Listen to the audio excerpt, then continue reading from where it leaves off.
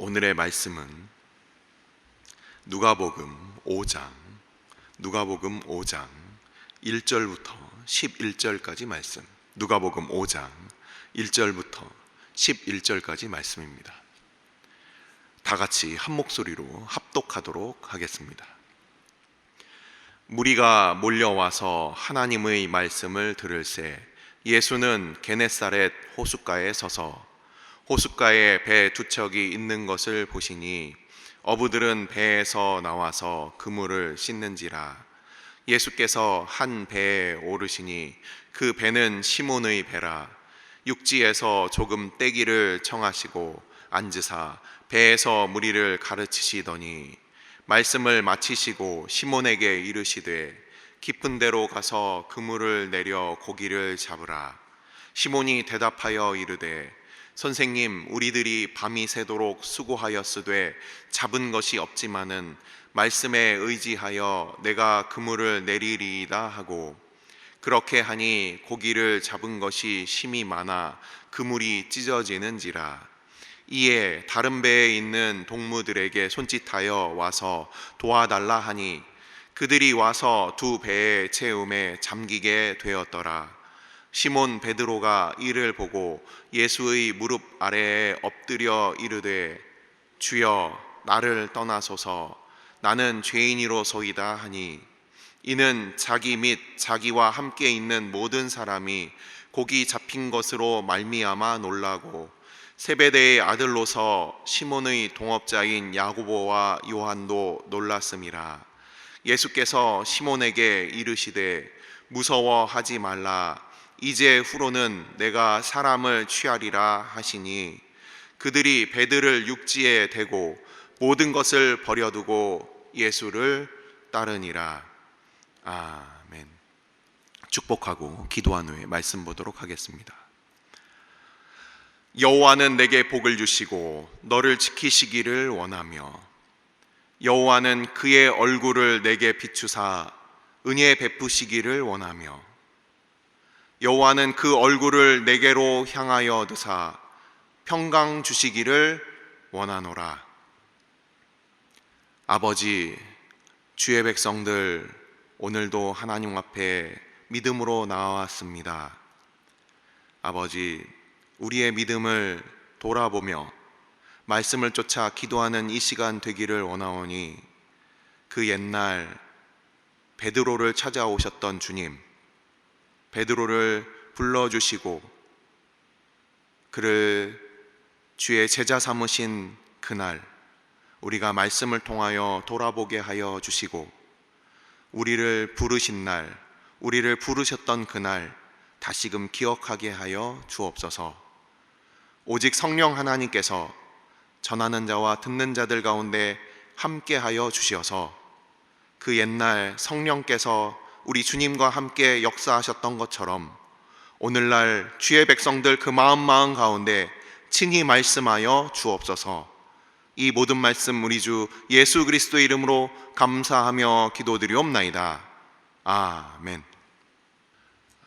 오늘 말씀은 마태복음 4장과 그리고 마가복음 1장과 함께 평행 본문이 있는 베드로를 부르시는 장면입니다.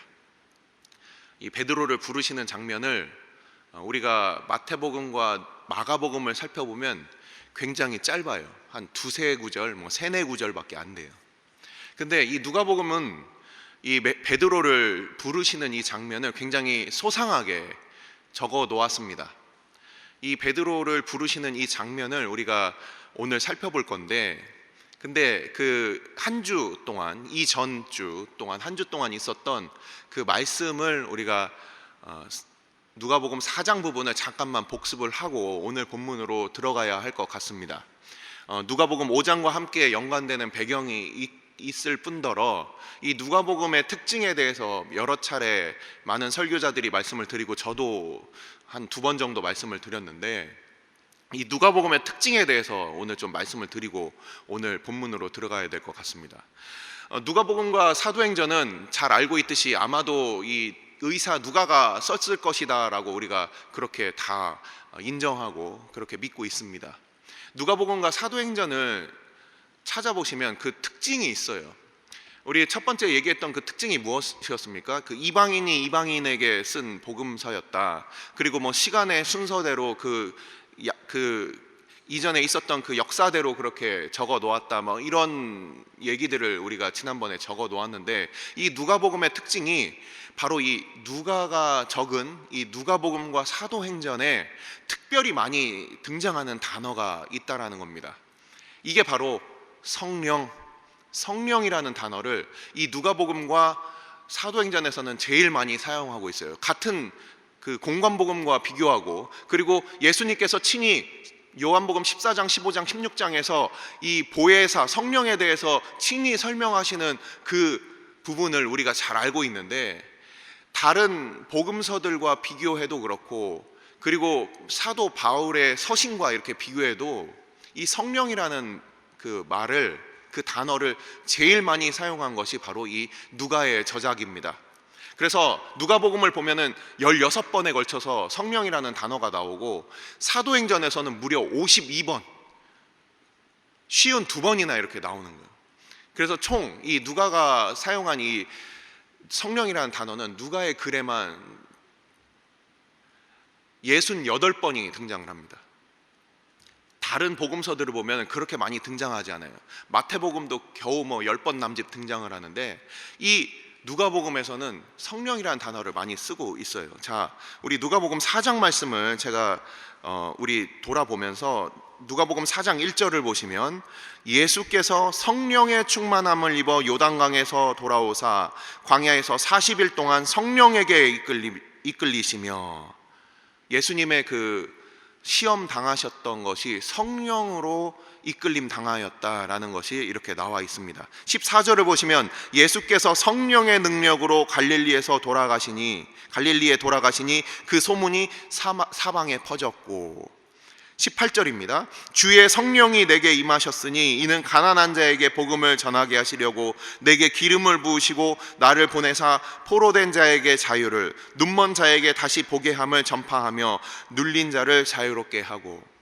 예수님의 이 모든 행적들이 다 성령으로 말미암아 그 원인이 있었고, 성령으로 말미암아 그 모든 사역들이 시작되었다라는 거예요. 인간의 능력으로 할 수 있는 것들이 아닙니다. 우리가 말씀을 우리가 듣고 전하고, 이 모든 것들도 성령께서 말씀을 주시고 성령께서 우리의 마음 가운데 교통함을 주시지 않으면, 이 말씀의 주인 되시는 하나님께서 우리 가운데 성령으로 말미암아 우리 가운데 이 교통함을 허락하시고, 이것이 사람의 능력으로 풀 수 있는 것들이 아니라는 거예요.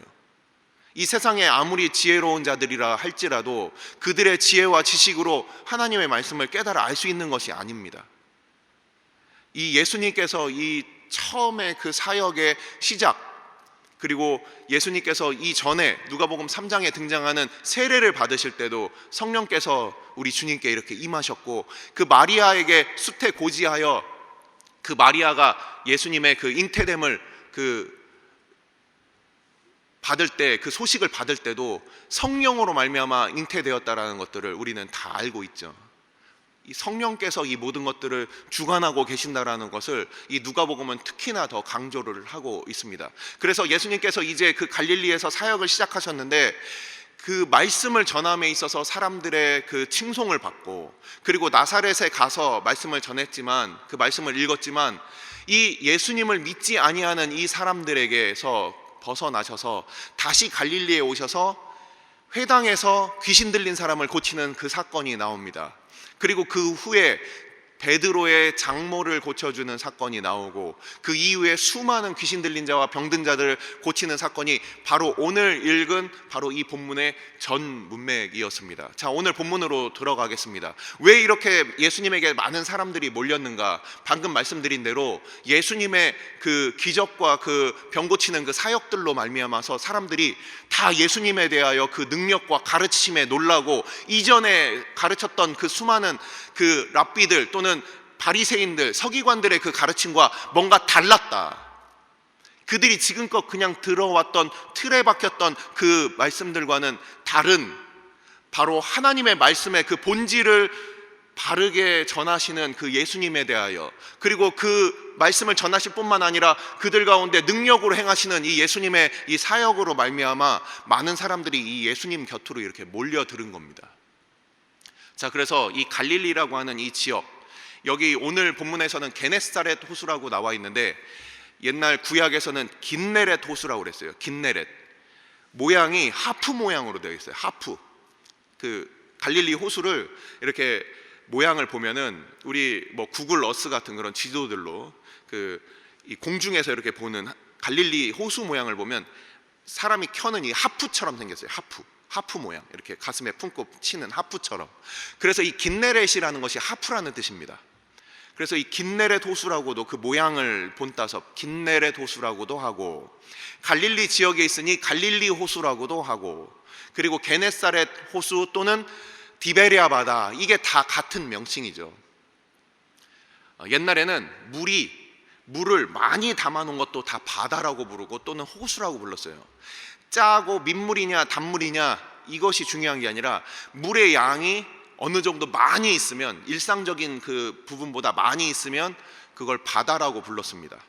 그래서 솔로몬이 지은 그 성전 앞에 있는 그 물두멍을 그거를 또 바다라고 불렀어요. 그래서 갈릴리를 호수라고 부르든 바다라고 부르든 히브리인의 관점에서는 물이 많았기 때문에, 그래서 풍랑도 치고 파도도 치고 그렇기 때문에 이 갈릴리를 바다라고도 하고 호수라고도 하는 겁니다. 이 누가복음에서는 이 게네사렛 호수라고 이렇게 되어 있는데, 그 주변에 이제 예수님께서 말씀을 전하시는데 사람들이 많이 몰려든 거예요. 예수님의 그 가르침과 그리고 예수님의 그 가르침을 듣기를 바라는 그 백성들이 모이고, 또 예수님의 그 기적을 바라는 사람들이 모여 있으니 얼마나 많은 사람들이 모여 있겠습니까? 지금 오늘날 이 교회에서는 예배당에 이렇게 오면 앞에 설교의 강단이 있고, 그리고 또는 그 좀 뒤쪽에 또는 높이 이렇게 올라가서 좀 구분이 되어 있었는데, 옛날에 예수님께서 말씀을 전하실 당시에는 막 몰려들어서 예수님을 만지려고도 하고 예수님 앞에 이렇게 좀 더 가까이 앉으려고 하는 수많은 사람들이 있었을 거예요. 그래서 예수님께서는 그 배에 오르셔서 이렇게 뭇가에 이렇게 사람들이 와서 묻이 이렇게 호수에서 있으면 이렇게 뒤로, 자연스럽게 뒤로 올라가겠죠. 비탈이 있겠죠. 그러면은 오늘날에 이렇게 우리 상층 강단을 보시면 비탈이 이렇게 있는 것처럼 자연스럽게 사람들이 앉아서 듣기가 좋을 겁니다. 그런데 예수님께서는 배를 띄워놓고 사람들이 몰려드는 것을 그렇게 방지하면서 배에 오르신 그런 그 묘사가 이렇게 되어 있습니다. 예수님께서 이 배 두 척이 있었는데 그 중에 하나가 시몬 베드로의 배였어요. 그 시몬 베드로의 배에 오르신 겁니다. 이 시몬 베드로는 당시에 무엇을 하고 있었습니까? 오늘 본문을 보면 시몬 베드로는 그 무태 올라가서 육지에서 그가 그물을 씻었다. 그물을 씻는다는 것은 이미 한번 그물을 잘 정리해서 투망한 후에 다 걷어들인 후에 그 다음에 그것을 다시 불순물들을 다 제거하고 다시 던질 수 있도록 내일 일을 준비하고 있는 거예요. 베드로는 이렇게 자기의 일에 바빴어요. 이제 하루 동안 우리 오늘 본문에서 본 것처럼 베드로가 하루 밤새도록 이렇게 고기를 잡았고, 그리고 거기에서 허탕을 치고서 그 옆에 앉아서 그물을 씻고 있는 그런 장면이 오늘 본문의 배경입니다. 자, 베드로는 당시에 어떤 마음이었을까? 당시에 그 어부들이 뭐 크게 부유한 사람들도 있었겠지만 이 베드로는 그의 형제 안드레와 함께 동업을 하는 사람이었고, 그리고 같은 직종에 있던 사람이 오늘 나오는 안드레와 야고보와 요한이 같이 또 그 같은 동종 업계에 있었던 사람이었습니다. 근데 이 베드로가 당시에 그 하루에 벌이를 하지 못하고 그리고서 빈 그물로 그렇게 앉아 있는 거예요. 그래서 그냥 그물을 씻고 있는데 예수님께서 어느 순간 오셔가지고 왁작지껄하면서 사람들이 모이고, 그리고 사람들을 앞에 앉혀놓고서 시몬 베드로의 배에 오르시고 그리고 말씀을 이렇게 전하시는 거예요. 시몬 베드로가 그 무리와 함께 쫓아온 것이 아니라 시몬 베드로는 옆에 자기의 하루 일을 공치고 그렇게 앉아 있었습니다. 시몬 베드로는 예수님의 말씀에 대하여 그렇게 주목할 수 있었던 그런 상황이 아니었죠. 하지만 옆에서 말씀을 전하시니까 그가 옆에서 아마 듣고 있었을 겁니다. 예수님께서 무슨 말씀을 전하셨는지는 본문에 나와 있지 않습니다. 하지만 예수님께서 이 말씀을 마치시고 난 다음에 이 베드로를 주목해서 베드로에게 뭔가를 이렇게 시키시는 장면이 나오는 거예요. 자, 우리는 잘 알고 있듯이 베드로가 이때 처음 예수님을 만났습니까? 예수님을 이때 처음 만났다라고 생각하시는 분 이 자리에는 아마 안 계시겠죠. 예수님을 처음 만난 게 언제였습니까? 예수님을 처음 만났을 때를 제가 말씀을 읽어드리겠습니다. 요한복음 1장 40절부터 42절까지 말씀입니다. 요한복음 1장 40절부터 42절까지 말씀. 요한의 말을 듣고, 세례 요한입니다. 요한의 말을 듣고 예수를 따르는 두 사람 중의 하나는 시몬 베드로의 형제 안드레라. 그가 먼저 자기의 형제 시몬을 찾아 말하되 우리가 메시아를 만났다 하고, 메시아는 번역하면 그리스도라. 데리고 예수께로 오니 예수께서 보시고 이르시되 내가 요한의 아들 시몬이니 장차 게바라 하리라 하시니라. 게바는 번역하면 베드로라. 이미 세례 요한을 통하여 안드레가 예수님에 대하여 세상죄를 지고 가는 하나님의 어린 양이로다 라는 소리를 듣고, 이 안드레가 먼저 예수님에 대하여 메시아라고 그가 인식을 했고 그가 믿었고, 그리고 시몬 베드로를 그렇게 예수님께로 데려가는 장면을 우리는 요한복음 1장을 통해서 우리가 알고 있습니다. 그래서 예수님과 베드로는 구면이었어요. 처음 보는 초면 관계가 아니었다는 겁니다. 근데 베드로는 아직 예수님의 제자가 아니에요. 예수님에 대하여 들었습니다. 예수님을 직접 만나본 적이 있었어요. 하지만 그에게 있어서 예수님은 그냥 선생님이었습니다. 오늘 본문을 한번 보시면, 자, 오늘 본문을 5절을 보십시오. 시몬이 대답하여 이르되 선생님, 우리들이 밤이 새도록 수고하였으되 잡은 것이 없지만은 말씀에 의지하여 내가 그물을 내리리이다. 이 베드로가 예수님의 말씀을 들었다는 것이 이게 뭔가 특별한 믿음이 있어서가 아니라, 뭐 말씀에 의지하여 이렇게 그물을 내렸다는 그런 해석들도 물론 가능합니다. 하지만 동생 안드레를 통하여, 그리고 이미 알고 있었던 그분의 부탁에 대하여 그걸 거절하는 것이, 그것이 당연한 그런 문화권이 아니에요. 그렇기 때문에 그 예수님의 그 부탁에 대해서 그가 듣게 되는데, 여기서 베드로는 4가지 이유로 예수님의 말씀을 그가 듣기가 어려웠을 겁니다. 자, 어떤 이유들이 있었습니까? 예수님께서 이 베드로에게 깊은 곳으로 가서 그물을 내려라 했을 때, 예수님에 대해서 당시에 베드로가 구면이었고 예수님에 대한 소문이 어느 정도 퍼졌을 때입니다. 이미 나사렛도 갔다 오셨어요. 이 예수님이 누구신지에 대해서 나사렛의 회당에 있던 사람들이 예수님의 말씀을 듣고 은혜로운 말씀을 들었지만 그들이 믿지 않았던 이유는 무엇이었습니까? 이 사람이 요셉의 아들이다, 목수의 아들이다. 목수의 아들이면 그 12살 때부터 목수의 일을 배웠던 그냥 목수다, 이렇게 생각을 하는 거예요. 뭐 그가 신학대학원을 나왔냐, 아니면 뭐 신학교를 졸업했냐, 특별한 어떤 랍비 밑에서 배웠느냐, 없다. 이 베드로가 예수님을 봤을 때 예수님에 대하여 알고 있는 것은 그가 목수 출신이었다는 것, 그리고 나사렛 출신이었다는 것, 이런 것들을 뭐 얼마까지 알았는지 성경에 나오진 않지만 대략적인 예수님이 적어도 어부가 아니었다라는 것은 그가 아마 알고 있지 않았을까. 그 갈릴리 지역의 어부들, 뭐 서로 동종업계에 있는 사람들 알고 있지 않았겠습니까? 예수님이 전문가가 아니에요. 우리의 일상에 있어서 내가 당장 먹고 사는 문제, 예수님이 전문가가 아닙니다. 예수님이 뭘 알 수 있겠어? 예수님이 의사야? 예수님이 경제학자야? 예수님이 선생님이야? 학교 선생님이야? 예수님은 전문 분야가 아니라는 거죠. 그렇게 생각할 수가 있어요. 두 번째는 뭡니까? 자, 이미 밤을 새서 그가 고생을 했어요. 밤을 샜어요. 왜 밤을 샜을까요? 밤에 고기가 더 잘 잡힌다는 것을 이 밤낚시 가는 사람들은 잘 압니다. 낮에 고기들은 오히려 쉬고 있고 그 수초 사이에 쉬고 있고 밤에 움직이는 거예요. 이 야행성입니다, 대부분의 물고기들은. 근데 예수님께서 이 낮에 사람들을 가르치다가 낮에 그물을 던지라는 것이 또 이해가 안 됐을 겁니다. 그리고 세 번째가 깊은 곳으로 던지라는 거예요. 이 물고기들이 지금 낮에는 그 수초들 주변에서 아마 쉬고 있었을 거예요. 근데 도대체 깊은 곳으로 그물을 던지라는 말이, 이게 예수님이 정말 전문가가 아니구나, 이것에 대해서 더 심증을 강하게 확증시키는 그런 말들이었을 겁니다. 예수님이 도대체 아는 게 뭐가 있어? 나의 형편에 대해서 아는 게 뭐가 있냐고. 예수님이 정말 나의 이 모든 이 일에 대해서 알고 있을까?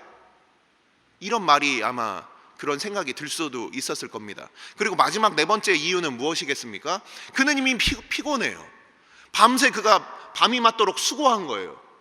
또 할 수 있는 그런 힘의 여력이, 여유가 남아있지 않았어요.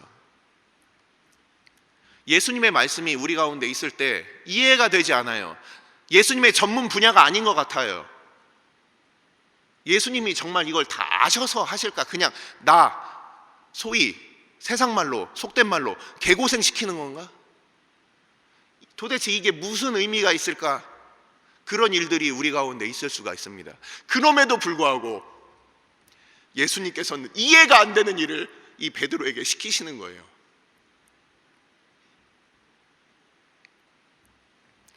바로 그런 베드로에게 예수님께서 깊은 곳에 그물을 내려라. 그가 내렸습니다. 어떤 일이 일어났습니까?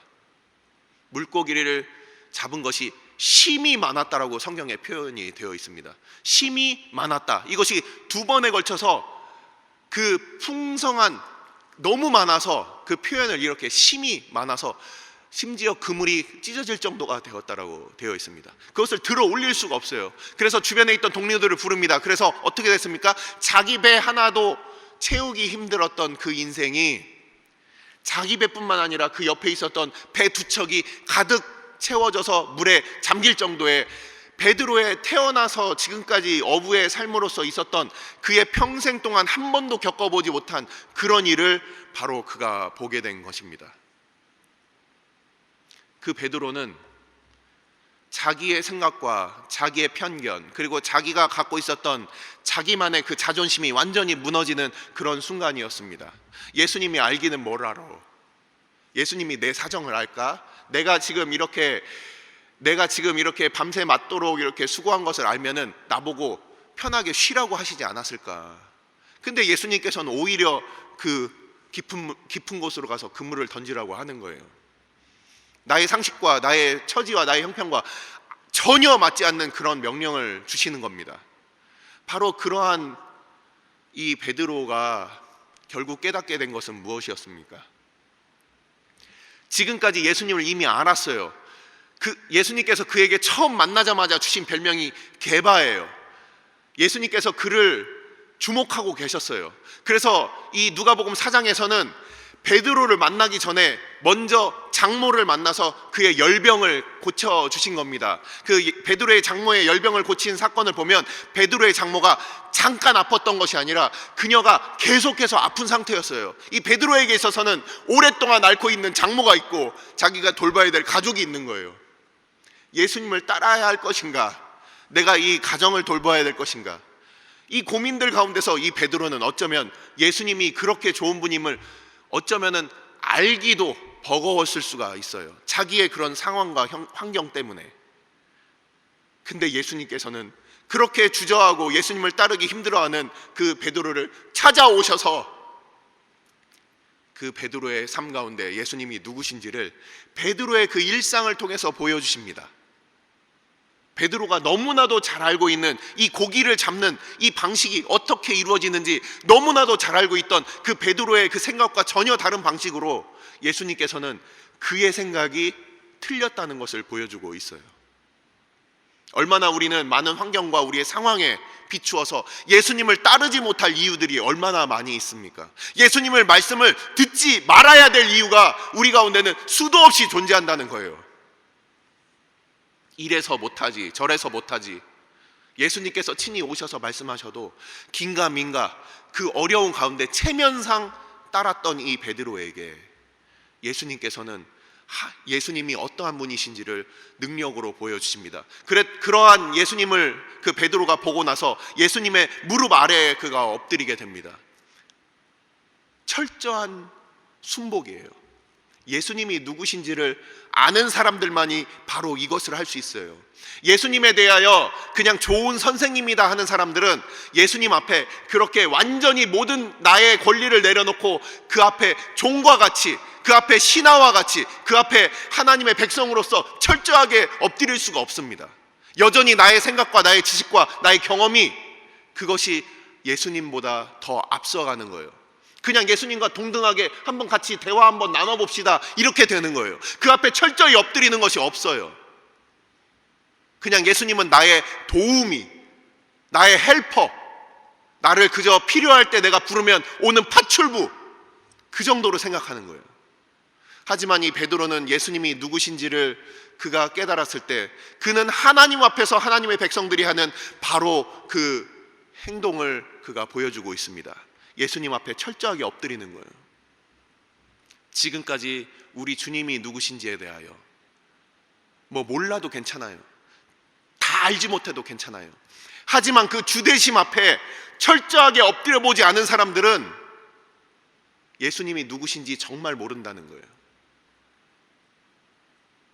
그 예수님의 그 하나님 되심에 대하여 알지 못하는 사람들은 그냥 오늘도 주일에 예배하여 나와서 내 마음이 뭔가 평강을 얻고 내 마음이 뭔가 기쁨을 얻는 것에 거기에 주목할 수 있어요. 나의 형편이 좀 더 나아지는 것에 주목할 수밖에 없어요. 하지만 정말 하나님을 예배하는 자들은 우리 주님이 누구신지, 우리 주님이 어떠한 하나님이신지를 알고 그 앞에 엎드리게 되어 있습니다. 그것이 예배입니다. 하나님을 경배하는 것입니다. 하나님을 경외하고 경배하고 그 앞에 엎드리는 것 없이 우리가 예배자로 얼마나 많은 사람들이 모여서 앉아서 졸고 그리고 뒤에서 폰 쓰고 그러고 있습니까? 예수님에 대해서 모르기 때문에 그래요. 예수님이 정말 어떤 분이신지 그 마음 가운데 참으로 만나지 못했기 때문이죠. 예수님이 나의 삶에 있어서 얼마나 알겠어. 이런 베드로, 이미 예수님에 대해서 알고 있었어요. 만났어요. 하지만 주대심에 대하여는 아직 고백하지 못하고 있는 바로 그런 베드로의 모습입니다. 이런 베드로를 향하여 마태복음 4장과 마가복음 1장에서는 아주 짧게 나와 있습니다. 이 베드로에게 이렇게 말씀을 하십니다. 나를 따라오라, 나를 따라오라. 내가 너를 사람을 낚는 어부가 되게 하겠다. 근데 오늘 말씀을 한번 보십시오. 뭔가 다른 표현이 있죠. 10절을 한번 보십시오. 세데베의 아들로서 시몬의 동업자인 야고보와 요한도 놀랐습니다. 예수께서 시몬에게 이르시되 무서워하지 말라. 이제후로는 내가 사람을 취하리라. 정말 우리 가운데 회심이 있고 하나님 앞에 우리의 마음이 하나님 앞에 그 회심이 있다면, 돌이킴이 있다면 정말 하나님을, 예수님을 믿는 그 표지가 회심으로 등장을 합니다. 소명, 중생, 부르심과 거듭남은 마치 어머니 뱃속에서 태아가 이제 그 잉태되고 그리고 낳기 전의 모습이고 진짜 응애하고 태어나는 것이 바로 회심이에요. 근데 이걸 보면은 많은 사람들이 이 회심하지 못하고 그냥 예수님에 대하여 그냥 알고 있는 수준에서 이제 보면은 이 진짜 회심한 사람들은 하나님 앞에 무서워하고 경외함이 있게 되는 거예요. 그냥 하나님을 우리가 사랑합니다 얘기하는 걸로 끝나는 것이 아니라 하나님 앞에 나의 죄의 모습과 내가 하나님 앞에 얼마나 교만했고 내가 하나님 앞에 죽을 수밖에 없는 죄인임을 그걸 깨달은 사람들은 하나님 앞에 덜덜 떨며 무서워하게 되어 있습니다. 그렇게 무서워하는 이 베드로에게 무서워하지 말아라. 내가 너를 심판하러 온 것이 아니라 너를 통하여서 바로 사람들을 구원하기 위함이다. 베드로와 같은 그렇게 예수님에 대하여 관심 없는 사람들과 같은 모양으로 살고 있는 수많은 사람들을 향하여 베드로가 그렇게 많은 사람들을 구원하게 될 바로 그 모습을 베드로를 통하여 그 모델을 보여주시는 것이죠. 어쩌면 우리들도 마찬가지입니다. 하나님에 대하여, 우리 주님에 대하여 전혀 관심 없이 살고 있는 수많은 사람들, 오늘날 우리 가운데 찾아오셔서 우리를 거듭나게 하시고 우리를 회심케 하셔서 다시금 하나님께로 그 앞에 두려워하며 떨고 있는 우리들 가운데 우리를 만나주신 그 은혜로 말미암아 지금도 하나님 앞에 관심 없는 자들, 바로 그들 가운데 다시금 주께로 돌이키게 하는 바로 그 일들을 우리 주님께서는 하나님의 백성들, 우리들을 통하여 주의 몸된 교회를 그런 하나님의 계획 가운데 오늘도 부르고 계시는 것입니다. 자, 말씀을 마칩니다. 베드로는 모든 것을 다 버려두고, 마가복음 1장과 마태복음 4장에도 똑같이 나와 있습니다. 곧 그물을 버려두고 즉시 예수님을 따랐다, 이렇게 되어 있어요. 우리가 버려야 될 것들은 무엇입니까? 우리가 이 본문들을 보면서 우리가 항상 생각하는 부분이죠. 우리가 버려야 될 것은 무엇인가? 예전에 버렸다면 지금 못 버리고 있는 것은 무엇인가? 저는 이 본문을 보면서 예전에 처음 선교지를 갔을 때가 생각이 났어요. 그 모든 가능성들과 그 모든 계획들을 다 버리고 갔던 그때가 생각이 났습니다. 그때 주님을 즉시 따랐던 그때 나의 모습은 오늘날에도 동일한가? 그 젊은 시절 우리가 그 은혜를 알고 예수님을 그냥 계산하지 않고 따랐던 그때 그 시절. 하지만 어느 순간부터 계산하기 시작합니다. 생각이 많아집니다. 돌봐야 될 것들이 너무나 많습니다. 혹시 우리는 그렇게 살고 있지는 않습니까? 우리는 다시금 이 처음 베드로를 만나서 그를 부르셨던 그 시절, 우리를 찾아오셔서 우리를 만나주시고 우리를 불러주셨던 그 시절, 우리는 오늘 말씀을 통하여 혹시라도 내가 아직도 버려두지 못하고 주님을 따르기를 오늘 주저하고 있다면 우리는 이 말씀을 통하여, 베드로를 통하여 우리의 모습을 보게 되는 것입니다. 기도하시겠습니다. 이 시간 우리가 함께 기도할 때 주님께서 베드로를 찾아오셔서 그의 장모도 고쳐주시고 그의 삶에 있어서의 궁핍함도 아시고, 하지만 그것보다 더 중요한 일이 있음을 베드로의 인생 가운데 주님께서 예정하시고 주님께서 계획하신 게바의 삶, 베드로의 삶, 반석의 삶, 그 이름 위에 교회를 세우는 하나님의 거룩한 뜻이 있음을, 그것을 주님께서는 베드로에게 이루어가고 계시는 것이죠.